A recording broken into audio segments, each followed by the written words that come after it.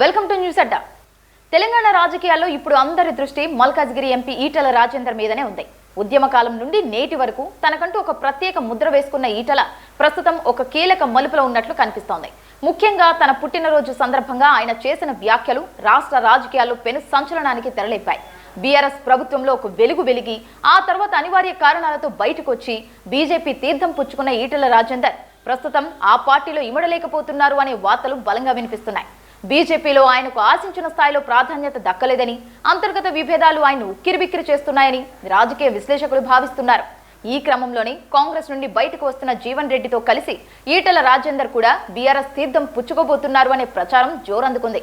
ఇప్పటికే BRS high command తో ప్రాథమిక చర్చలు ముగిశాయని, ముహూర్తం మాత్రమే ఖరారు కావాల్సి ఉంది అనేది తాజా సమాచారం. ఈ నేపథ్యంలో ఈటల రాజేందర్ తన పుట్టినరోజున అభిమానులను ఉద్దేశించి చేసిన ప్రసంగం అత్యంత ప్రాధాన్యత సంతరించుకుంది. తన ప్రసంగంలో ఎక్కడా బీజేపీ పేరును కనీసం ప్రస్తావించకపోవడం గమనార్హం.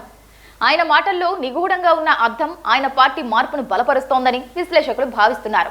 మాతో పెట్టుకోవడం అంటే ధర్మంతో పెట్టుకున్నట్టే, నిండు కుండ తొనకదు అంటూ ఆయన తన నైతిక బలాన్ని చాటుకున్నారు.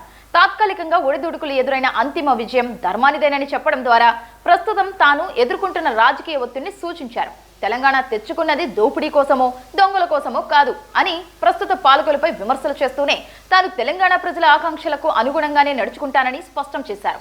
తెలంగాణ ప్రజల ఆలోచన ఏముంటుందో నా ఆలోచన కూడా అదే ఉంటుంది అని అనడం ద్వారా ప్రజల అభీష్టం మేరకు తన తదుపరి అడుగు ఉంటుందని హింట్ ఇచ్చారు. పులి బక్కబడ్డ పులిచార్లు పోవు అంటూ తన ఆత్మగౌరవాన్ని ఎవరూ అణచలేరని హెచ్చరించారు. అవమానాల నుండే ఘర్షణ నుండే మార్పు వస్తుందని చెప్పడం ద్వారా త్వరలోనే ఒక పెద్ద రాజకీయ మార్పుకు తాను శ్రీకారం చుట్టబోతున్నట్లు సంకేతాలిచ్చారు. జడ్చర్ల నుంచి వచ్చిన వారు తన చెవిలో మీకోసం ఎదురు చూస్తున్నామన్నా అని చెప్పిన మాటను ప్రస్తావించడం ద్వారా క్షేత్రస్థాయిలో ప్రజలు తనను మళ్లీ పాత రూపంలో బహుశా బీఆర్ఎస్ లో చూడాలని కోరుకుంటున్నారు అనే విషయాన్ని పరోక్షంగా బయటపెట్టారు.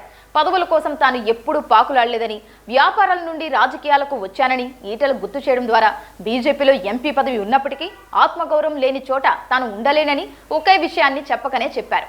ఒకవైపు బీఆర్ఎస్ తన పాత సైనికులను మళ్లీ చేర్చుకోవడానికి సిద్ధంగా ఉండటం, మరోవైపు ఈటల మాటల్లో అధికార కాంగ్రెస్ పట్ల వ్యతిరేకత, ప్రస్తుత బీజేపీ పట్ల మౌనం కనిపిస్తుండటంతో ఈటల పునరాగమనం దాదాపు ఖాయమని రాజకీయ వర్గాలు భావిస్తున్నాయి. ఘర్షణ నుండి మార్పు వస్తుందని నమ్మే ఈటల ఈసారి ఎలాంటి మార్పుతో తెలంగాణ రాజకీయాలను కుదిపేస్తారో చూడాలి.